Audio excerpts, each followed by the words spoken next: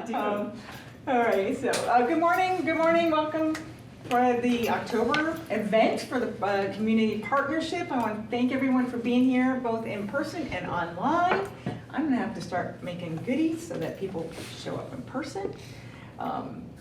But as we usually start, we start our day with introductions and one thing that we're grateful for. And I feel like maybe perhaps my eyes are old. I'm not old. But we'll start off with how I see folks on the screen, or actually in my list. We'll start off with Brendan this morning. Welcome, one thing you're grateful for, and I'm so happy that you're here. Not that I can see you from this distance, is a problem.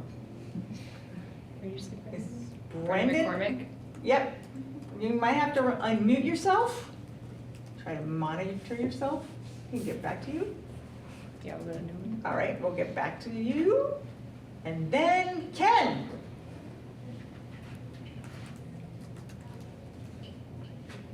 Hi, good morning, everyone. Ken Hammond, I'm Field Service Director with Agency of Human Services. And grateful. I'm grateful. It's been sunny forever. Although we need rain, but I'll take the sun. That's true. We do need rain, but I do love the sun as well. Super. Thank you. Well, thank you for being here. Marianne Damasio. Am I right? Oh, yes, Marianne Damasio. Good morning. I work for the Community College of Vermont, and I work with St. Albans, Winooski, and Middlebury. I'm thankful that some of the creamy places are still open during this, early fall season. Yeah, yes. My dog, not happy that our local creamy place has closed for the season. Although I do think that it was a little bit premature, but I think all the young ladies are back at school. Megan. Good morning, everyone. Megan Bridges, United Way of Northwest Vermont. I am grateful that I sit by lovely windows full of sunshine, as is everyone else with the sunshine. And I do want to let you know, I apologize, but I do have to step out at 9:55 today to get to another meeting, so. Super. No, we're glad you're here. Thanks for the time that you are going to be here. It's amazing. Nicole Clemente. Clemens? Good morning. Sorry. I'm actually grateful this week for the work I do. It very much so fills my cup and makes me feel happy and lucky to work with the people I do and get to do the work that I do. Super. Thank you. Sorry about that. It's that distance thing. And that might just make it up as I go along. Randy Allen. Good morning, Randy Allen, Turning Point of Franklin County. And I am very grateful that I woke up today happy, healthy, and sober. Thank you. Me too. It's a great place to start. Richard Williams.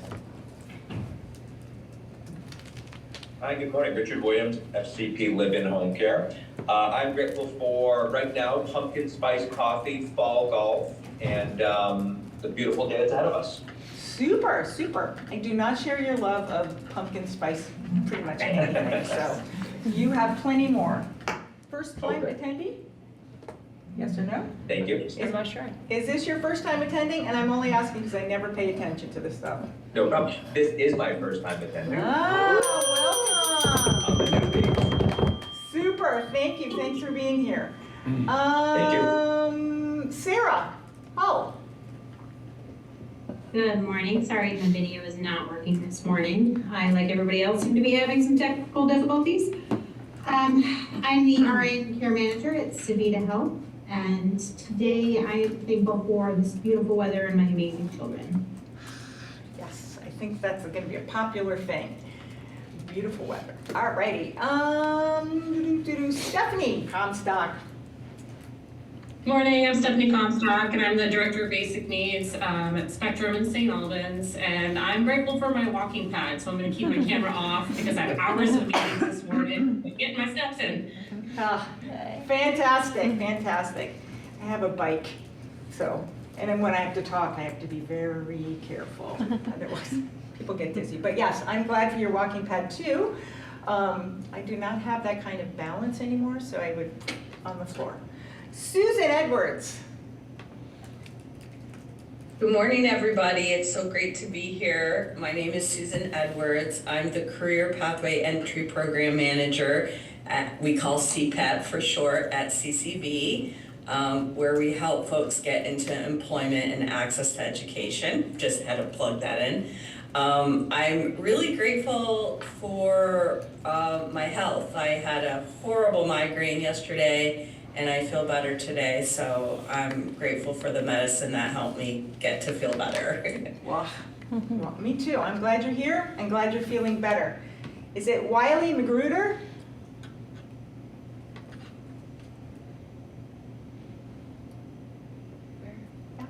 Yes, ma'am. Good morning, everyone. I must admit, I am grateful. I apologize. I'm a licensed professional counselor here at Savita. I am most definitely happy and grateful for learning to appreciate this beautiful weather.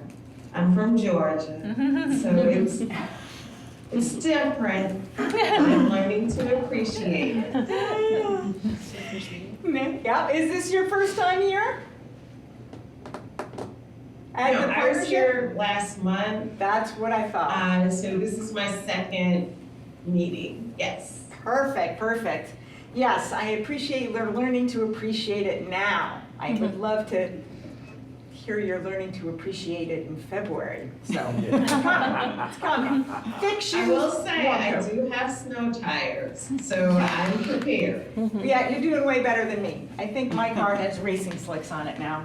So put that in my little to-do list.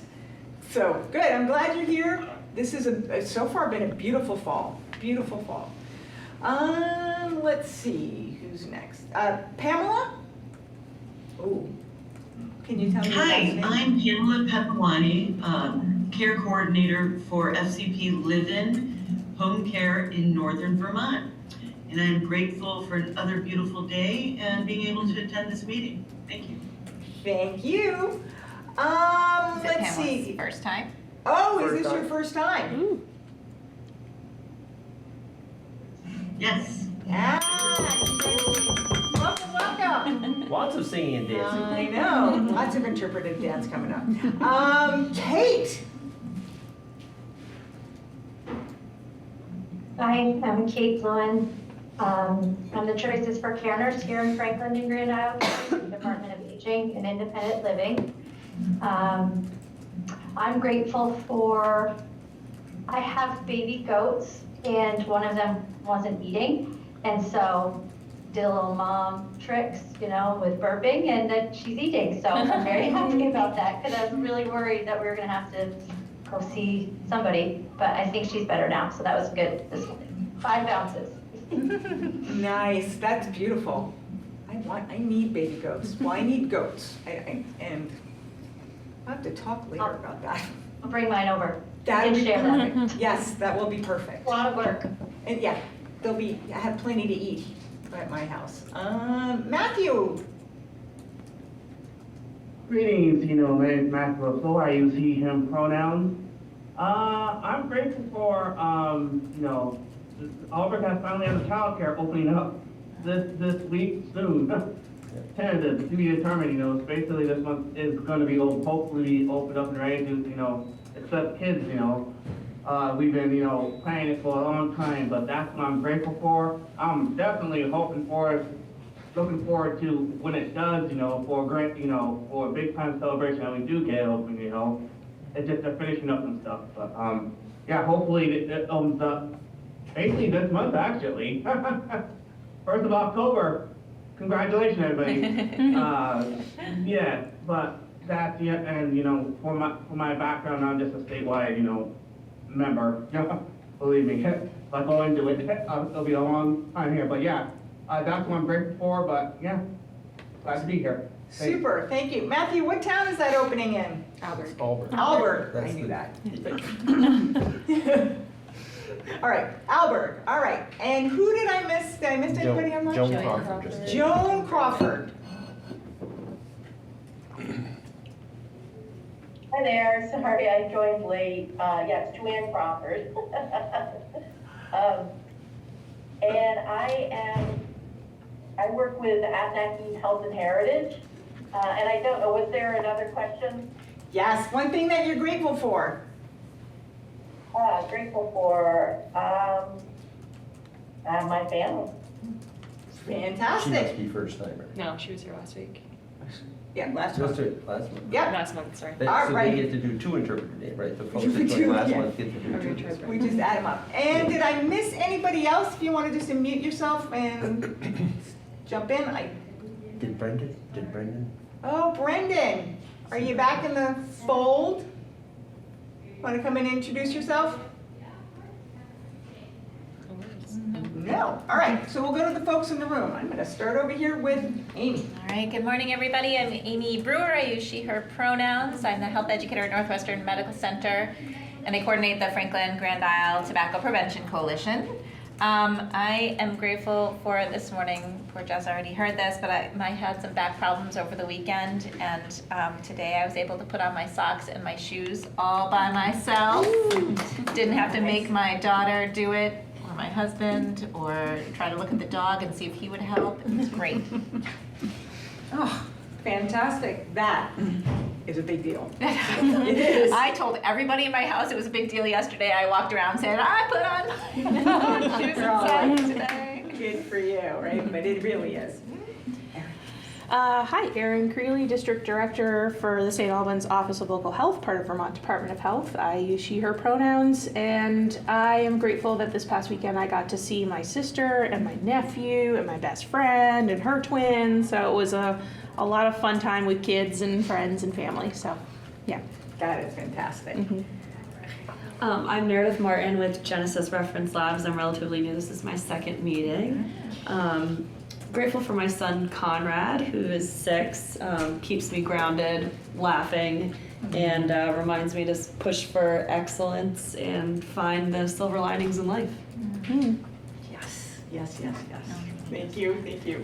Good morning, everyone. I'm Michelle Bissett. I'm the Applicant Outreach Coordinator for Domestic Sexual Violence at the Abenaki Nation of Siskoy. And I think one of the biggest things that I'm grateful is my mom. Yeah, amazing. Thank you. Jess, debut position. Yes, at the head of the table here. Jessica Frost. I'm the Manager of Population Health at NMC and the Blueprint Program Manager for the St. Albans region. I am grateful. See, I do like to go to bed at 9 o'clock, but we had concert tickets last night, and I was kind of dragging my feet. But we got down there, and the concert was super fun, very upbeat, and the part I'm most grateful for is my daughter, who goes to UVM, who is super busy and hard to catch up with, met me and my husband there, so we had a really nice evening together. Nice. All right. Good morning, everybody. John Gordon, Sheldon Methodist Church Food Shelf. And I think I'm really grateful for the little victories that come our way in the midst of all the disaster that we see happening around us. This week I had a young lady that I've been helping for about 2 or 3 years now. She moved over to Troy. She's a lady that moved over to Troy. She moved back to Richford. I hadn't seen her for a while. I was thinking about her, and she knocked on my door Friday night, asking to come to get food at the food shelf. She's moved to Bakersfield. She's living in Bakersfield now, so she's close by. Had a chance to do that, and I'm also thankful. This week we had a fourth. We started with one about 2 months ago, and they brought a second one, and then they brought a third one, and the third one brought a fourth one. So I now have 4 Mexican farm worker families coming to my food shelf for food. They come through the door, they're smiling, they're happy. None of us, well, we have a couple of volunteers. I can't speak Spanish, but I have a couple of volunteers that can speak Spanish. They can speak a little bit of English, but they come through the door smiling and happy and very comfortable to come to us. And we've never had that in 35 years of operating the food shelf. I'd never had, right here in Franklin County, I'd never had Mexican farm workers come to us for food, and we now have 4 families coming to us for food. Super. Go ahead. Hunter? Oh. Yes, Hunter. I'm Hunter. I'm a videographer and editor at Northwest Access TV, and I'm grateful for the cooler weather this morning. It's been kind of unseasonably warm, which some people enjoy, but I enjoy sweater weather, so this morning I didn't mind the frost on the ground. Super, thanks, Hunter. Hey everyone, I'm Danielle Roberts, the Director of Community Relations at NCSS. I'm also grateful for the concert that I went to last night. Was it the 502? Yes, yeah, so fun. It was just like such an upbeat like band. Like someone was like, "This is like the happiest band ever," and it was like a last minute thing to go. So I was grateful for that, to see some friends that I play and coach hockey with, and I'm also just grateful for all of the community events that I've been able to help volunteer at. The most recent one was the Powder Puff game, and then also with Afterglow, and just like to see all of like the grassroots community efforts, which is going to be really important, especially as we think about the food shelves and everything like that. So for me, I'm just grateful to live in this community where this stuff happens all the time, and there were some really fun events that were great for children and adults and families. So grateful to be a resident of St. Albans and Franklin County. It is true. It's fantastic. All right, and did anybody else come online? Courtney. Courtney, why don't you come on in and introduce yourself? Hi, excuse me, good morning. I'm Courtney O'Brien. I'm the Quality Improvement Practice Facilitator for the St. Albans Health Service Area through the Blueprint for Health. Super, thank you. And one thing you're grateful for? On the spot. I'm gonna just throw this out there because I didn't think about it very long, but I'm grateful for kindergarten. My little guys really enjoy school, and I'm just grateful for people and teachers that teach kindergarten. Oh my goodness. Yesterday I had to sit on the floor cross-legged, and my one comment was, I would never make it as a kindergarten teacher right today, if I had to start today, because I can't bend like that anymore. But my name is Mary Pickner, and I'm the Substance Misuse Prevention Consultant for the Division of Substance Use Programs at Vermont Department of Health. And I am incredibly grateful for a lot of things, the weather, family, and just a lot of outpouring of people who care, and I like, I'm a person in long-term recovery, and I'm just profoundly grateful for the connections with people and places that I have today. And I feel it today. So, and I'm going to try not to cry, but it's nice when I can profoundly feel something. You said St. Albans, it's a place in my heart, and I can truly feel that today. So. Alrighty, with that, I don't think what is it? Michelle Matthews on the first one on the screen. Michelle Matthews, did I miss you? Oh, Marielle. That's me. Hi, everybody. Oh, yes, thank you. No, it's all good. I'm Marielle Matthews. Oh, Marielle. Yes. Were you talking to me? I know I am. I'm like trying to look up there and go, that, like. Now Allie just came on, so we. Keep going. Introduce yourself and one thing you're grateful for. You're all good. Oh, sorry. Marielle Matthews, Winooski Partnership for Prevention. Nice to meet you all. This is not a space I've been in before, so it's good to be here.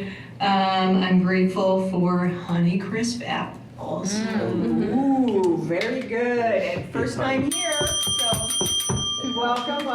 And Allie just came on. And who? Allie. Alan? Allie Dean just came on. Oh, Ollie. Yes, hi, good morning, everyone. Ali Cheng, PBF Regional Manager, and I work, I cover Chittenden and Franklin Grand Isle. I am thankful for just knowing John Gordon, because yesterday he troubleshooted and identified a space in order for the Act 76 forum to take place in the region. Thank you, John, for all the work that you do, and for being here for everybody. Thank you, guys. I needed a break from tractor driving. I need some rainy days. Yeah. My neighbor needs a break from manure spreading. That's for sure. I need a break from his manure spreading.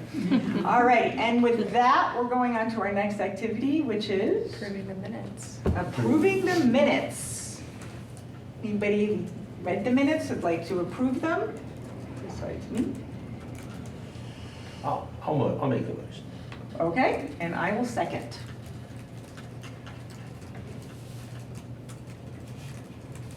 Excellent. Do you want to introduce Jess the voting? What do we do? Do you want to do all in favor? All in favor. Aye. I know. Robert's Rules of Disorder. Yeah. I know. Oh. There's got to be a shorter, nicer, kinder version of Robert's Rules of Order. Anybody, what is it, disapprove? Any nays? Nope. Any abstains? Okay, we're all good. And now I'm going to introduce the speaker. Of course, that's kind of interesting because I don't know much. Richard and Pam are going to be presenting on the Northern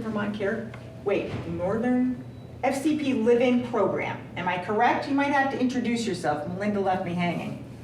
Yeah, you are very correct. Okay, so let me just, why don't you share your I'd be happy to. Yep, and then I will start recording. We do record this portion. Okay, and, record to this computer, right, Hunter? I think so. Okay. Why does it do this?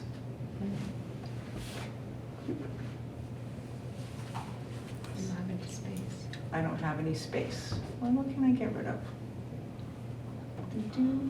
So saying you don't have any. If I record it to the cloud, how do I find that? It should give you a link after. I can work with that if that's more convenient right now. Works just as well for me.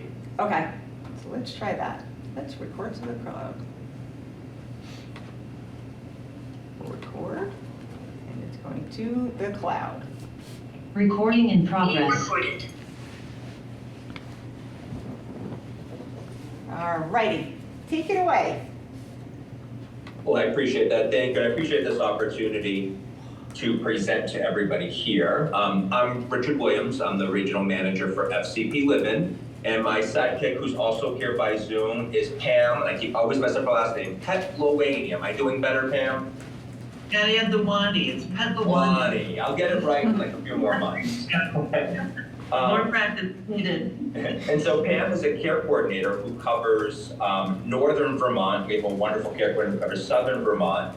And Pam is newer to us, so I said I will jump on this meeting and I will be happy to assist and present to you guys a little bit about our service and the types of people that we are able to help. And usually right out of the gate, everybody always says when I work in our more rural areas, you're not really gonna come to Franklin County, are you? Yes, the answer is yes. We are happy to come to Franklin County. We're happy to come to all 6 New England states, every single square inch. In fact, we actually, in some ways, do a lot better and prefer to work in our more rural areas. We're able to help more people. And we do service all of New England, and then our license is pending in 4 sections of Florida. And so we are, and by pending, I literally mean we could be there within a couple to a few weeks. So we are quite a large home care agency. And I put Pam's contact information here because she is local. I live outside of Boston, but I love Vermont. I've lived in Vermont before. My wife is from Vermont. We have family in Vermont, including in your area in St. Albans and Alberg. And so I appreciate what you guys have to offer. And one day I'd love to retire up in the Colchester area. So we'll see.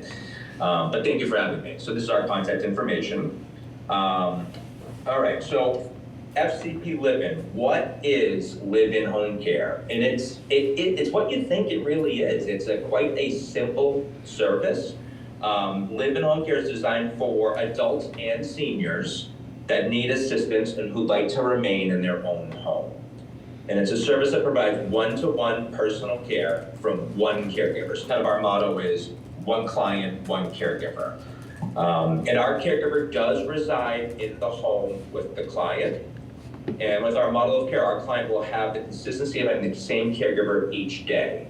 So what it's not is some people have this conception of this U-Haul is going to pull up and this person permanently moves in, and that's not true. our caregivers do work for us. They are not 1099, they're W-2 employees. And a caregiver is matched to the client, and they come and stay as a guest in the home. They don't change their address. The U-Haul doesn't move in. And they come and work for the client in their home. So what types of services does a live-in caregiver provide? So it's quote unquote non-medical home care.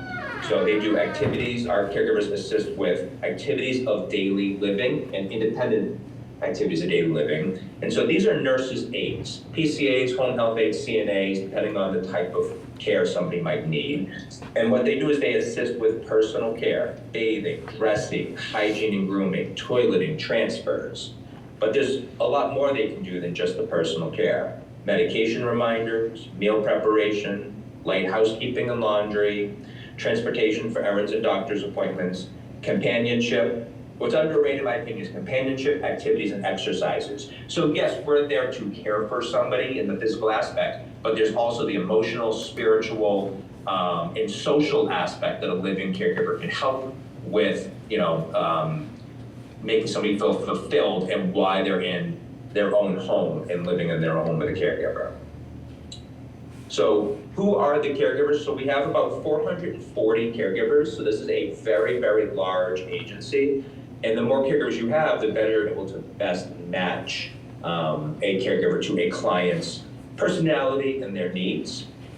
So we do extreme vetting of all our caregivers. And like I said, we have CNAs, home health aides, and PCAs. They each have to have at least 2 years of experience. And we do every background check that you can do. State national background check, sex offender registry check, driving check if they're driving caregiver, nurse aid registry check, international check.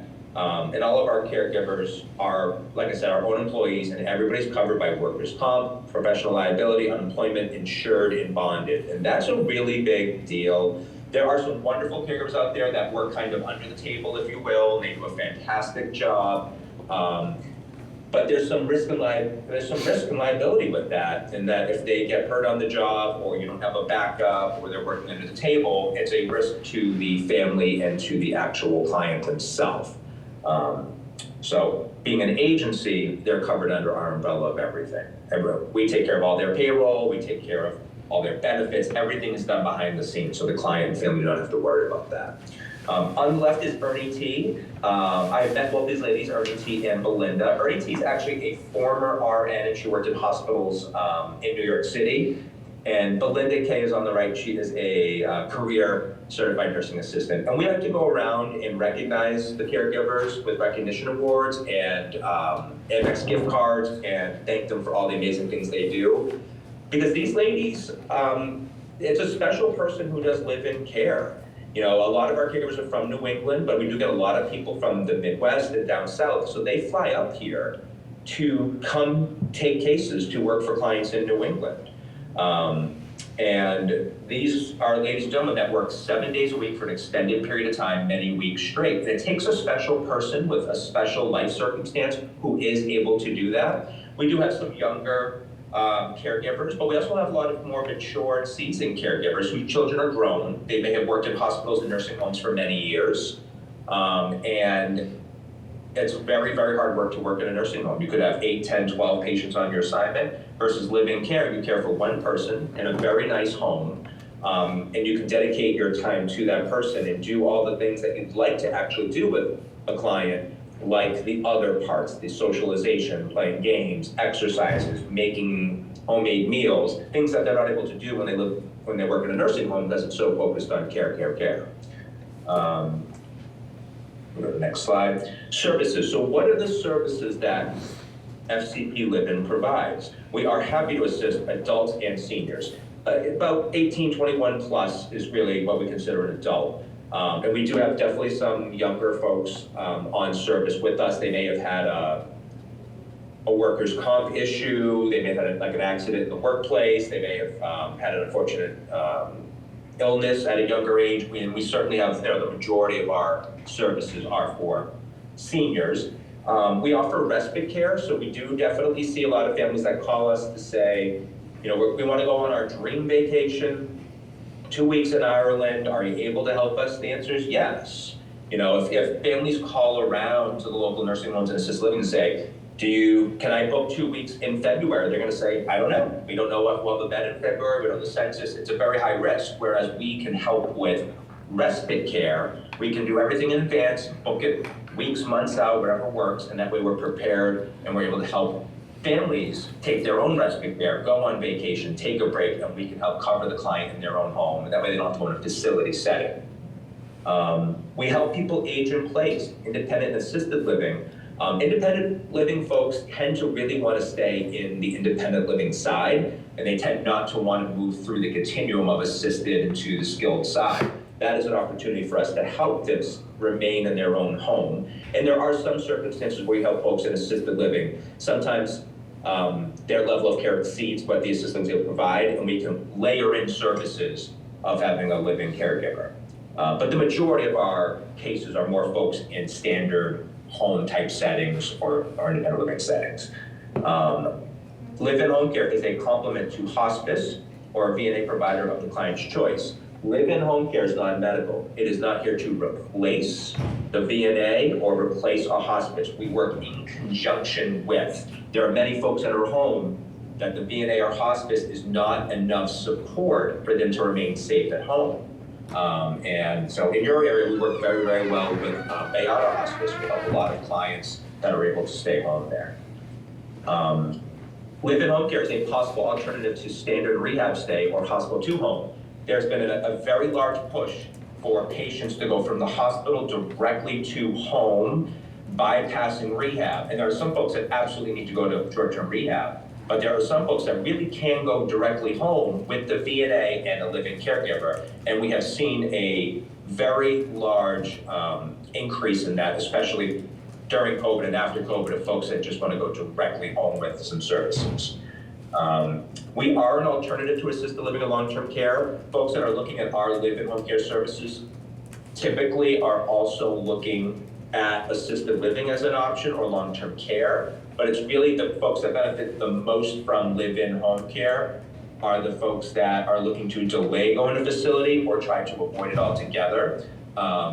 And assisted living is wonderful. I love it. I spent many years working in assisted living for the right client, for somebody who's social, wants to go on all the trips, go down the dining room, meet 100 new people, their own age, and that aspect, that can't really be replicated with live-in home care. But there's that group of people out there that just want to remain in their own home, potentially forever. And those are the types of people that that benefit the most from our services.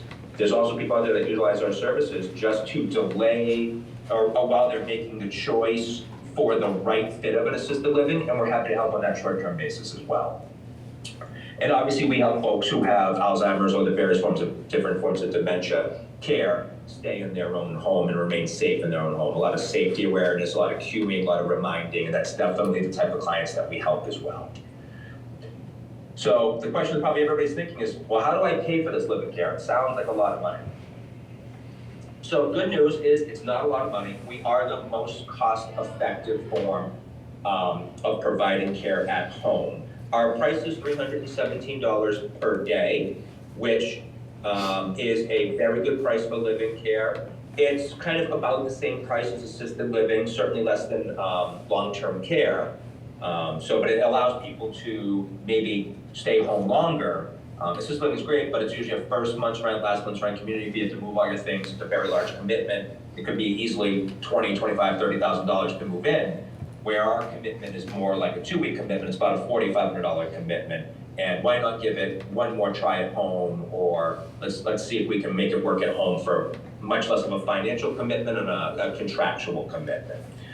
We do take long-term care insurance, and that helps pay for our services. It varies by the policy. There are many, many folks here that would not be able to be at home with living care if it were not for their long-term care insurance policy. And there are many policies out there that pay for our services completely in full. So it all depends on their particular policy. We're happy to work with all the long-term care insurance companies. We have somebody in our office dedicated to working with those companies. So they do ask of a lot of things of us, and we don't want them inundating the family or the client with a lot of information that we're able to handle.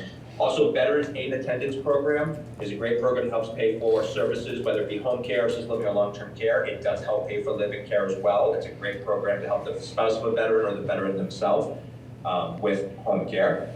And there are people that, a lot of our seniors are, we'll call it house rich and actual cash poor. And they were able to do like reverse mortgage or home equity line of credit to help stay in their home if that's what they choose to do. And we do take credit cards. That helps a lot of folks who are in transition kind of float some money until things can be freed up. So to be clear, it is a private pay service, but unfortunately there is not a program through the state or through Medicaid that would help pay for the service. I wish there was, there should be. I'm sure they're paying nursing homes more than $317 a day.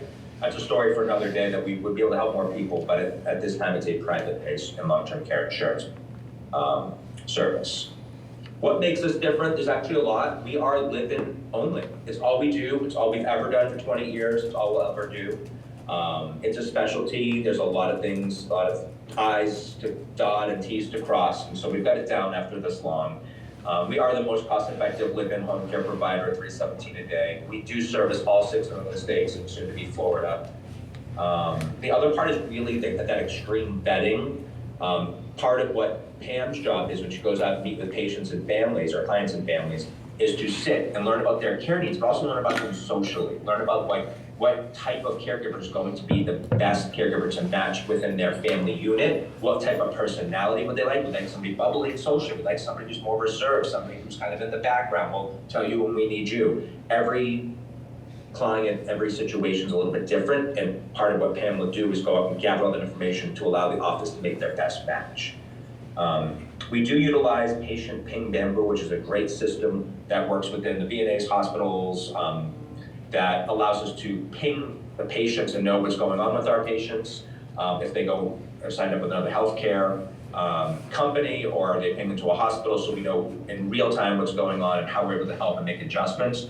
And we do have a daily electronic health monitoring system. The caregivers get a text message every day checking in on our clients that are at home to say, how was your client today? Did they have any falls in the past 24 hours? Did they take their medications appropriately? Any issues that you need to report? It's a daily check-in system for our clients in 6, soon to be 7 states. And we have a field supervision department. So there are ladies and gentlemen that are going out doing spot checks at our clients and our caregivers to make sure everything's going well at the home. Are there any issues that we can help with? Is there any training that needs to be done? Your local field supervisor is a woman named Donna Sherman. So Donna and Pam work very closely together.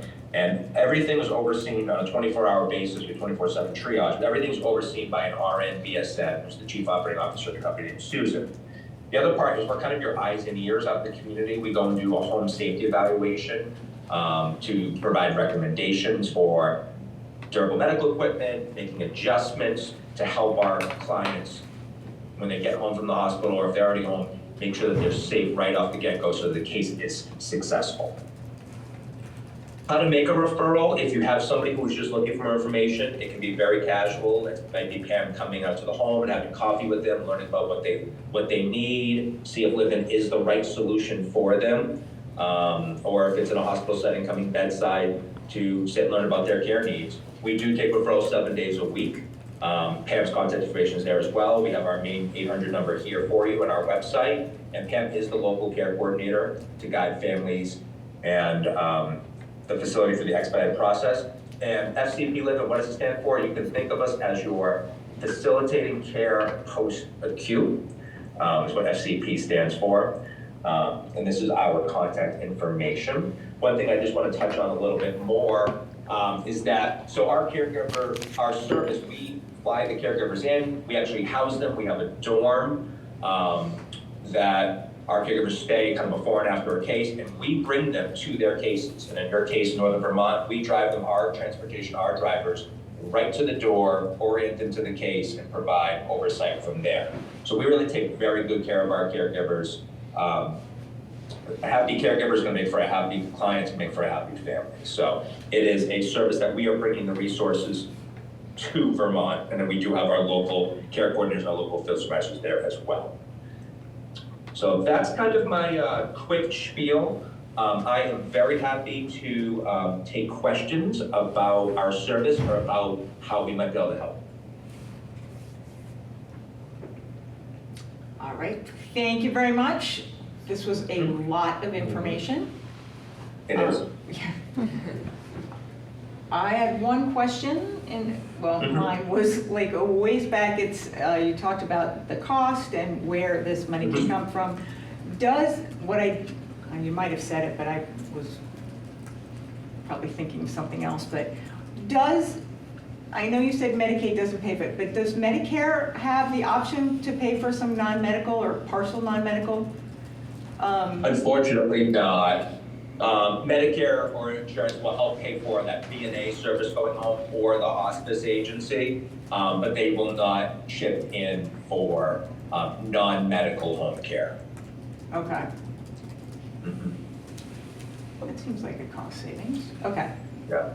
Other So if you hear questions? people out in the community, Oh, go ahead. I'm sorry. If you have I was people. just saying, if you hear about people out in the community that are saying, I don't ever want to go to a facility, don't send me to a nursing home, I just want to be in my own home, that's the type of person that might benefit from a conversation about live-in home care. Okay. All right. Amy.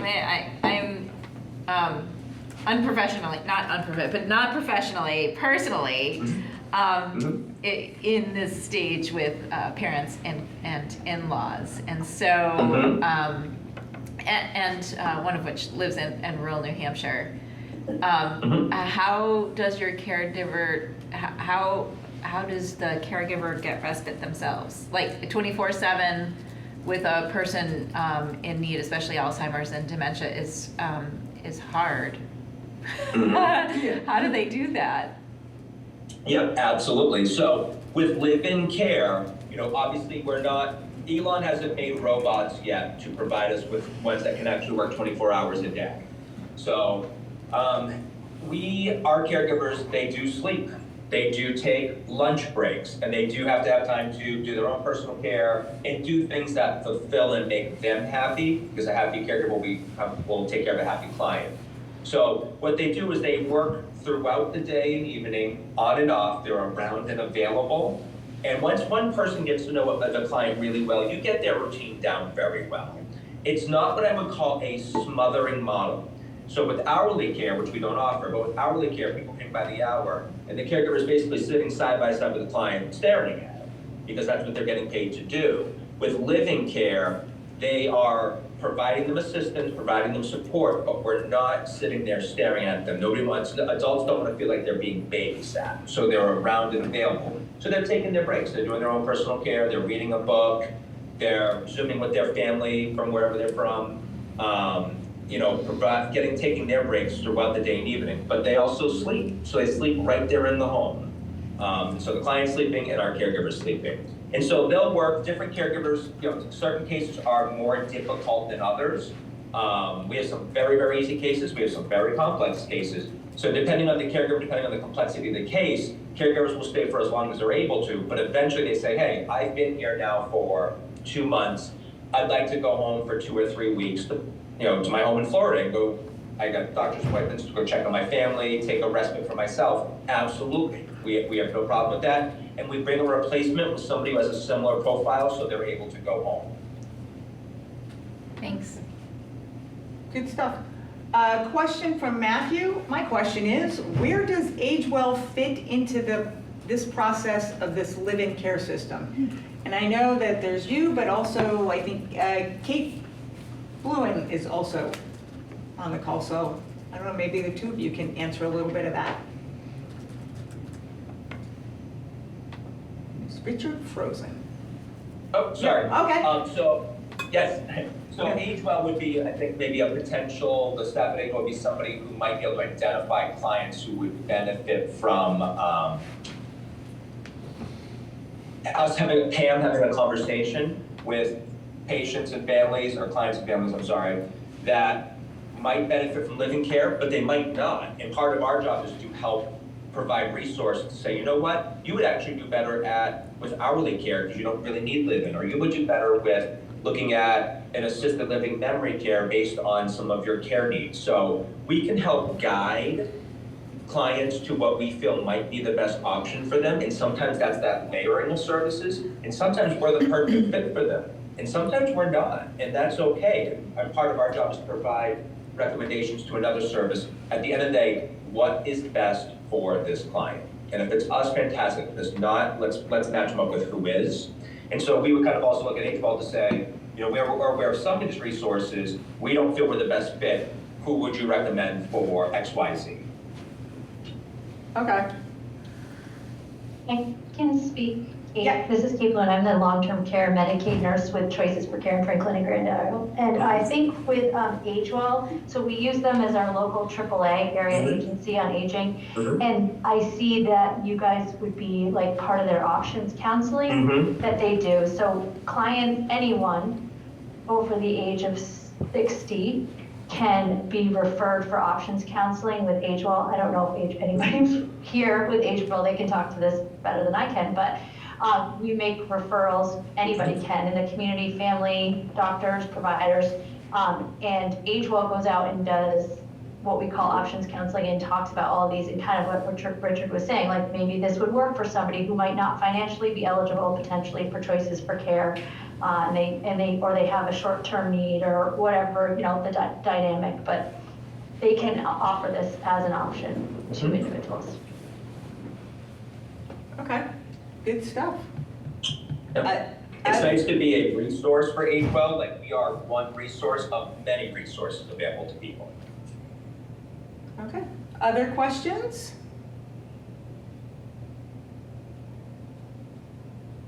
Anybody online?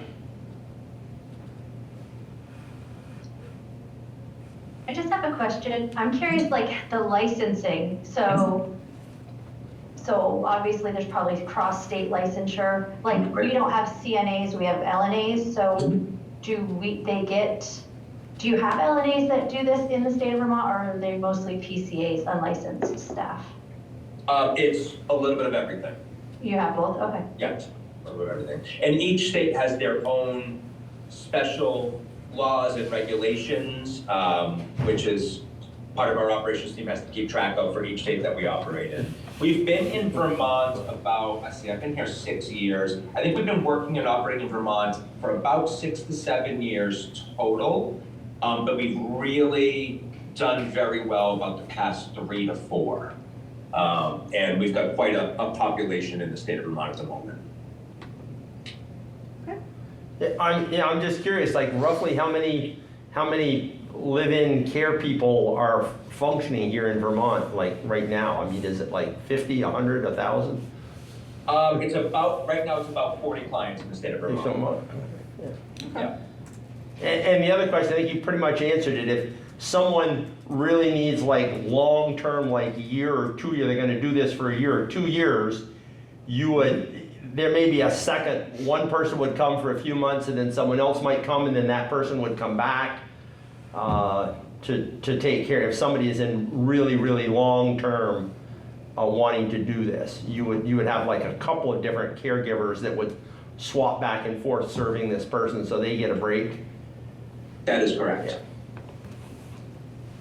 Okay. We have certain caregivers that like to be kind of fill-ins.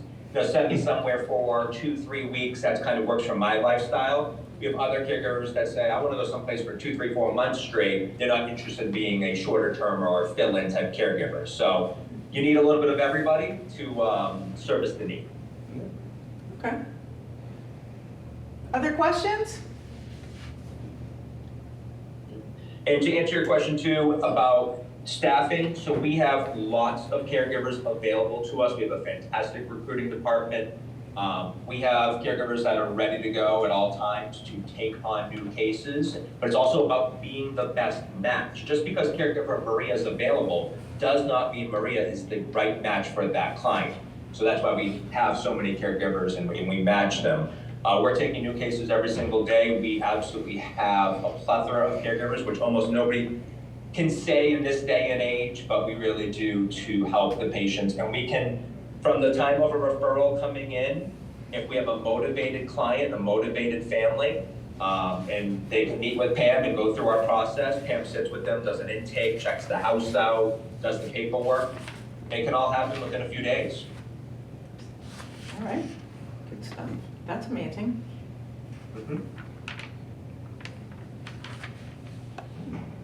Other last questions? Something you forgot to tell us, Richard, besides that one little thing? Nope. All right. I'm sorry? Nope. Did you have one last thing? You're like, oh, I forgot to say this.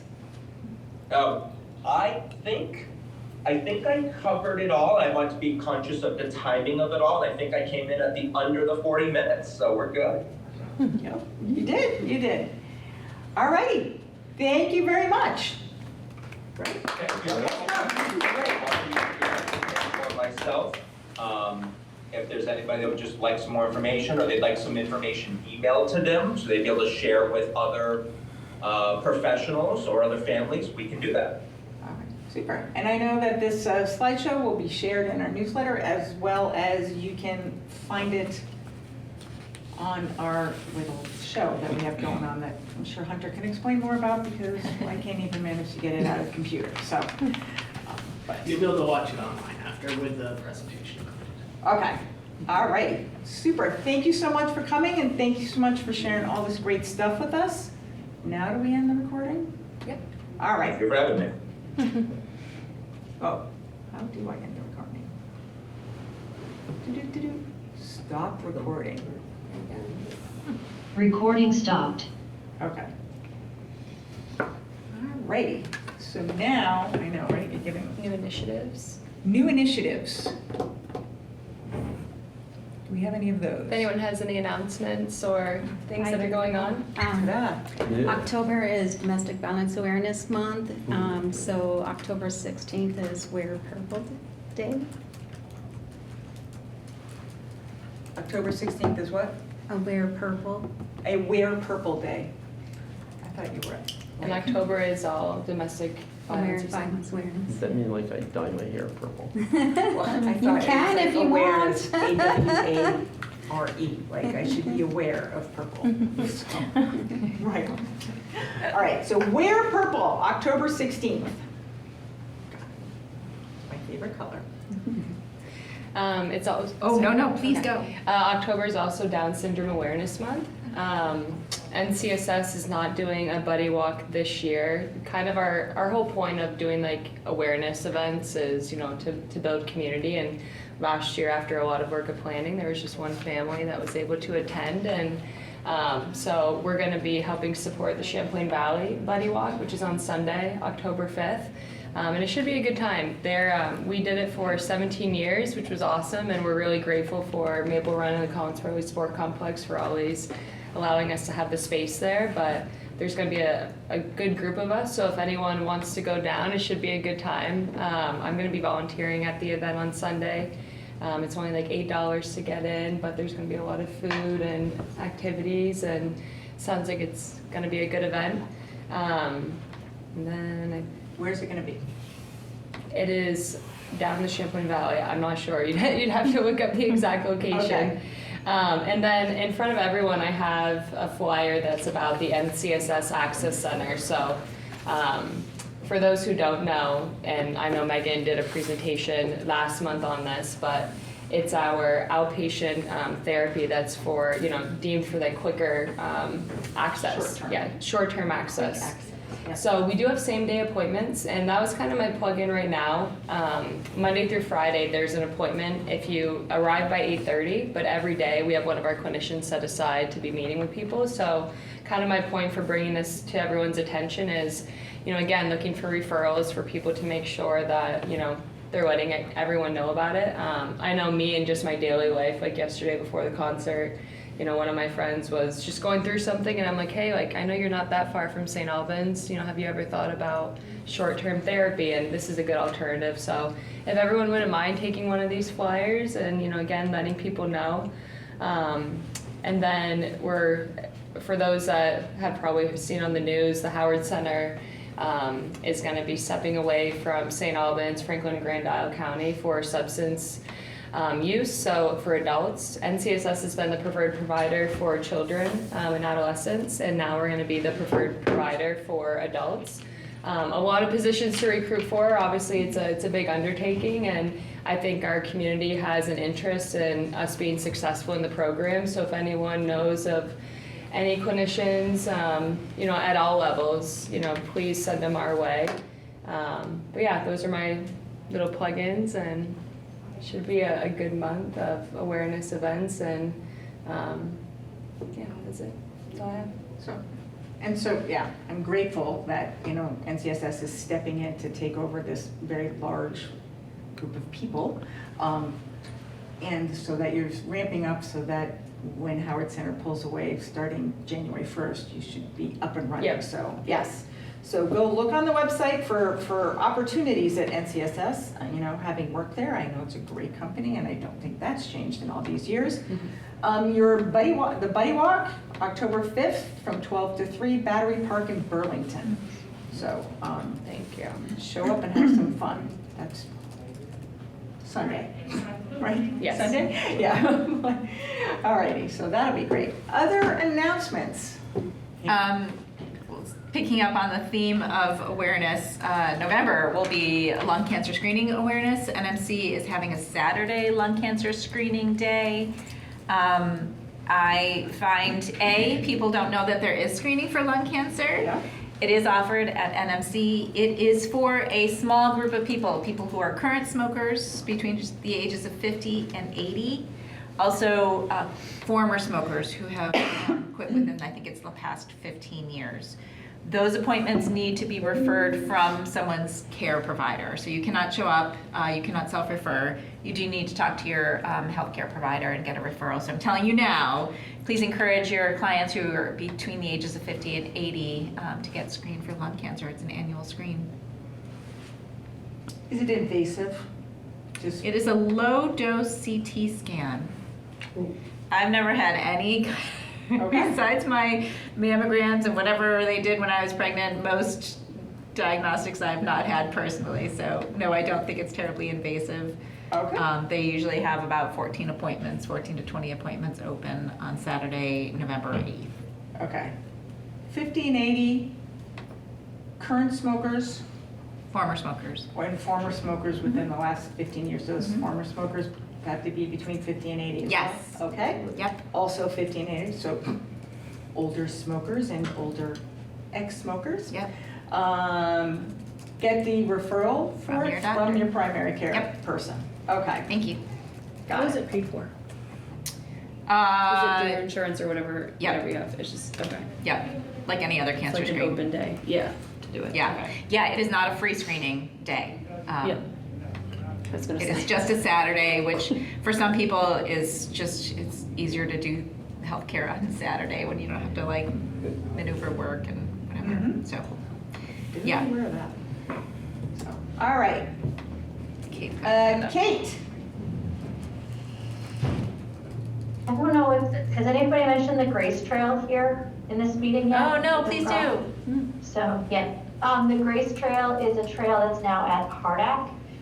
It's a trail, actually it's the first one in the state of Vermont, and it was brought to our county by a couple people, but it's up and running, and it's at the base of Hardack, but you have to turn before the pool, like where you go to the playground, and it's Go around the back. in the back once the woods start, yep. And it's a trail kind of reflection and wellness, and the GRACE stands for gratitude, release, acceptance, community maybe? I can't remember what the C is, and E is embrace. I'll double check on the C. But it's just a walk, there's benches, and it's to just kind of reflect, and you can do it as a group or on your own. There's books and things. I'm trying to remember, I think it's Mary. There's even a Facebook group actually locally here that's already started on, I can share that with the group, and I'll share a little blurb about it as well. You can add to the memo that's from, it was in, I think it was on one of the local news channels, but it's available and ready to use. Super. And is it dog friendly? The leash, as long as you have a leash. Yes. That's the rule of Yeah, on Hardack. the leash, but yeah. And bring your poop bags and take them, filled ones, with you. Yes. So, all right. And Susan. Good morning, everybody. I just wanted to mention that we Our CPEP is recruiting for students, so participants who want to explore healthcare, human services, or manufacturing.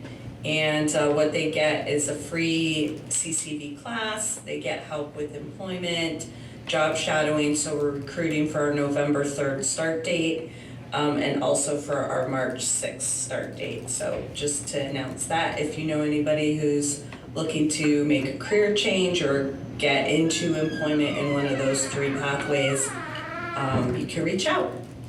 Okay, and the 3 pathways are, again, remind me? Healthcare, human services, and manufacturing. Okay. So let's find some people, because I want to retire. Just saying. And all righty, other announcements. Thank you. I should add, with the Howard Center closing, there, if you're working with somebody, there are openings at Savita and BART and Hope and Recovery, or if they're a patient with Cold Hollow or Notch, they also offer spoke services. So we're trying to get out. There is some room in clinics. And the Howard Center will continue to send their van up this way. I think 1 day a week in St. Albans and then 1 day a week in Milton. It's 1 in Swanton, 1 in Richford, and then they're looking at Milton and St. Albans. I don't think it's been set up yet. That would, I hope, that was the agreement, but we'll find out. But, and then of course NCSS. Yes. Will be taking on. Yeah, which we've been doing it, but yeah, that's there was one other announcement that I forgot to say. We're NCSS is partnering with Swanton and a couple local libraries and areas, and we're putting on it's called Screenagers. So it's a TV show, a series that's about raising kids in the digital age.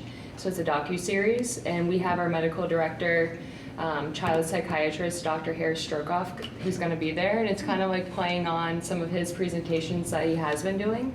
So there's 3 different dates. The first one's going to be October 8th. We do have an event on our Facebook page. It's going to be at the MVU Theater, and I'll share this to our email group that we have that sends out to everyone.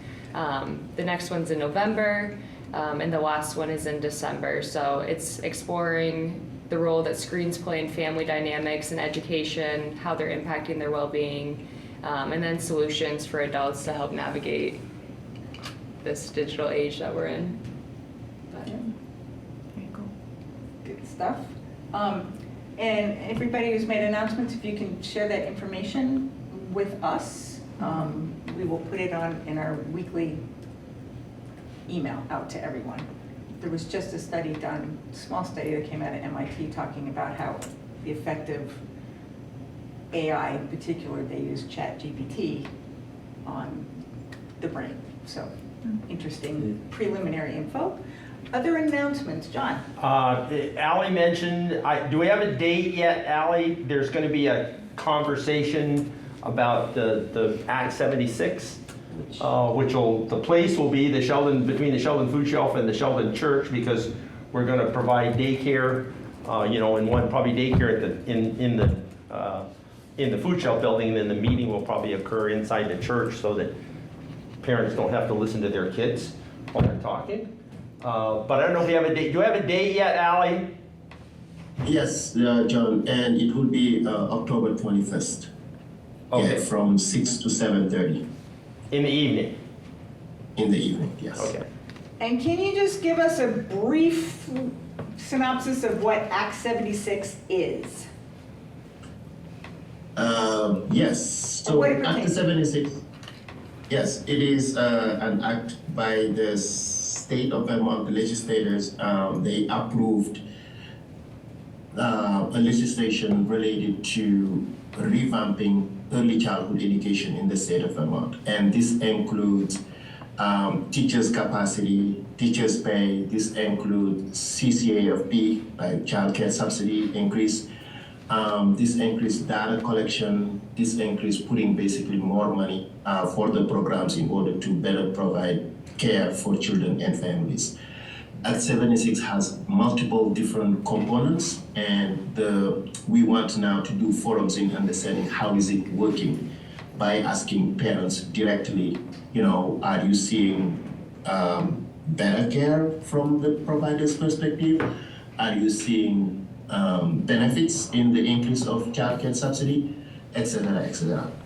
So I think BBF now is tasked to do this work in order to bring partners, in order to also ask providers and the families, is this really helping children and families in the state of Vermont? And I can send you also a couple of, where you can find more information about Act 76. If you go to the BBF website, you will find all the details related to it. Yeah. Super, thank you. That would be great. Other, John? Again, and this really isn't necessarily an announcement, but I didn't have time to really do it but when people talked about good weather, Saturday, I had the opportunity to sit in front of my computer for 6.5 hours with my wife.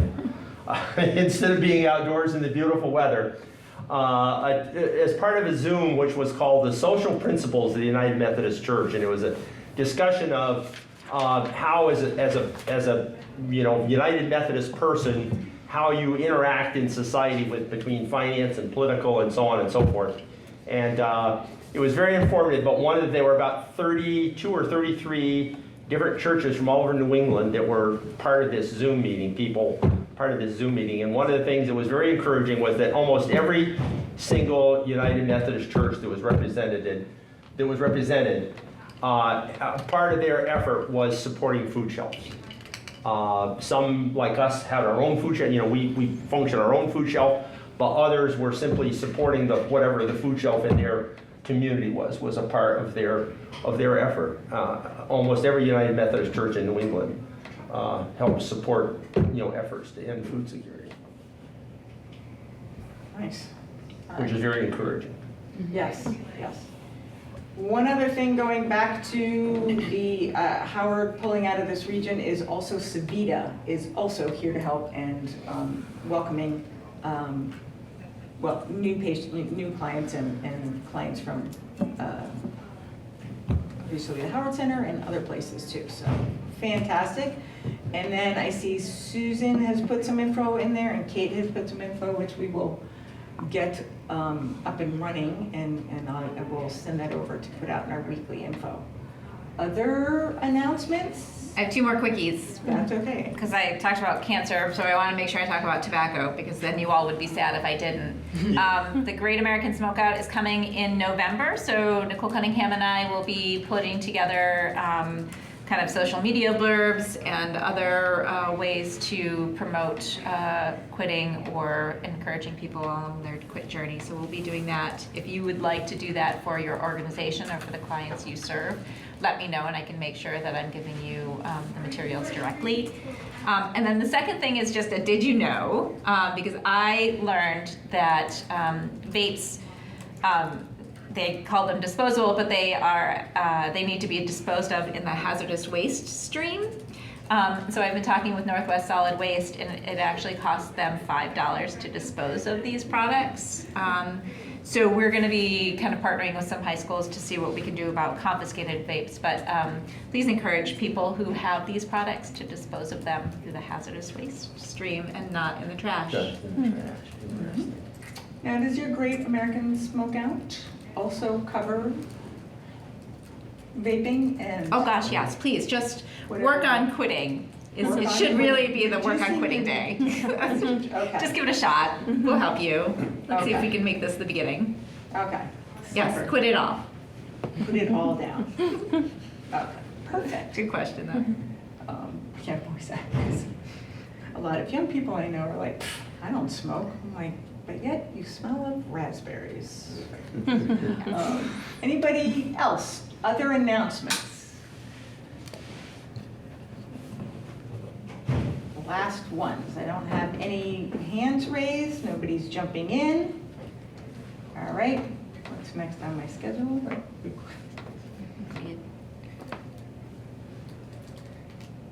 think that's it. That is it. Yeah. I know one that I'll plug for me. I work with Amy Johnson, who's with the Vermont Care Partners, and she works with legislators on advocating for the DAs and whatnot. But one thing that came up while she's still creating like the agenda is just the importance of partnerships. So, you know, these meetings are really important, and I know I always try to get people to come to them, but again, you know, we all play a part in the wellness of our communities, and having folks who, you know, face to face now, I know, you know, what Erin does, or I know what Mary does, or if I have a question, I'm really appreciative of having, you know, everyone around me for that reason. But again, I think this group is so rare, and I think Franklin and Grand Isle, we do a good job of this.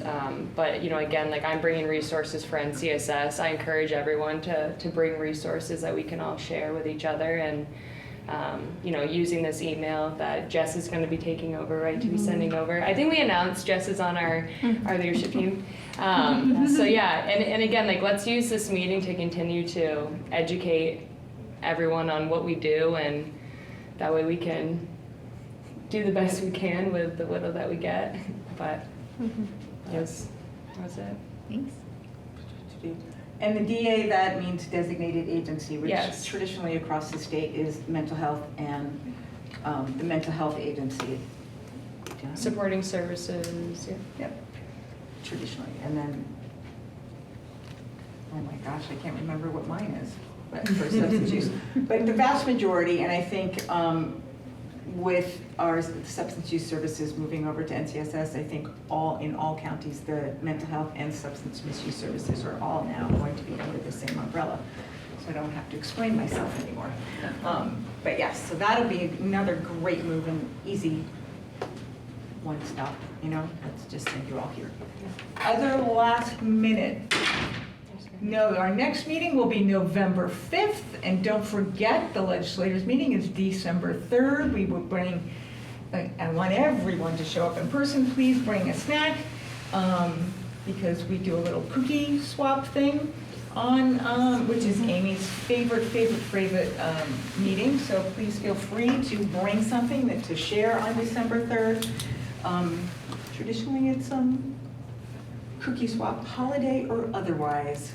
No cookies or no snacks are denied. And it's a great way to actually meet the legislators in person. So that, for me, is always a kicker. I have to endure all the expressions that happen on my face while they speak. Yes. But yes, always entertaining. So I want to thank everyone for being here, and don't forget to have a great day on purpose. And with that, we'll close the meeting. Thank you. Oh, wait. Thank you. Yeah.